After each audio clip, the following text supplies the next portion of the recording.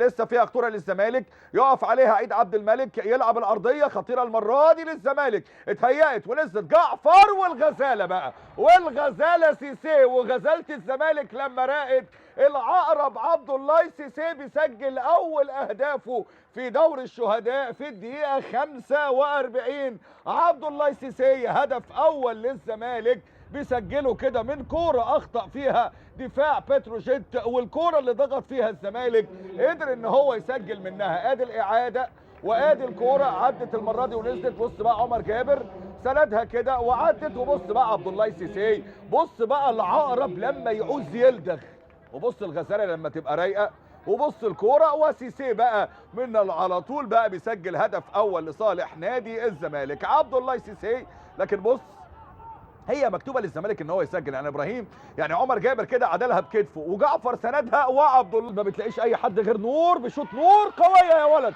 ردت وجعفر بقى، والمره دي الثاني، المره دي الثاني، رزقك يا جعفر تجيب هدف، رزقك يا جعفر تجيب هدف، وجعفر بيسجل الهدف الثاني لصالح نادي الزمالك. لكن نور السيد بتسديده قويه بحاجه بنشوفها السنه دي فيها ايجابيه لنادي الزمالك، وجعفر يتساوى في التهديف مع عمرو مرعي، وهدفه الثالث احمد جعفر بعد تسديده قويه من نور السيد. جعفر بيسجل الثاني لنادي الزمالك. ادي نور، بص بقى القذيفه وبص التصدي من المهدي سليمان، ما حدش مكمل خالص، شاطها جعفر، والله العظيم يا جماعه ايراد حظ ولا فدان شطاره. بص يعني هي جت في ايد المهدي ودخلت، لكن والله احمد عبد الواحد السيد كده بيزعق لدفاع الزمالك بعد ما ساب الكره اللي فاتت. حازم عدى، اخترق حازم، لعبها حلوه عند جعفر، انفراد لجعفر، يلعب بالعرض، وهي بقى نصيبها الثالث. نصيبك يا عيد،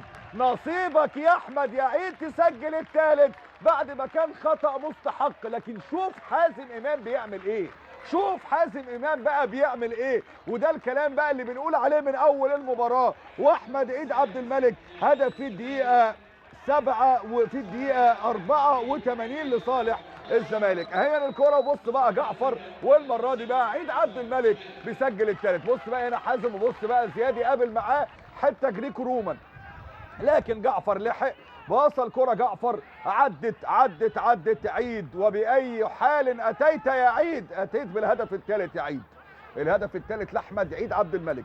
واللي ياخد باله ويركز يشوف ان احمد عيد عبد الملك منذ انضمامه لنادي الزمالك في لمحه هجوميه اتغيرت بشكل ايجابي. طبعا انا اتفق مع الكابتن حسام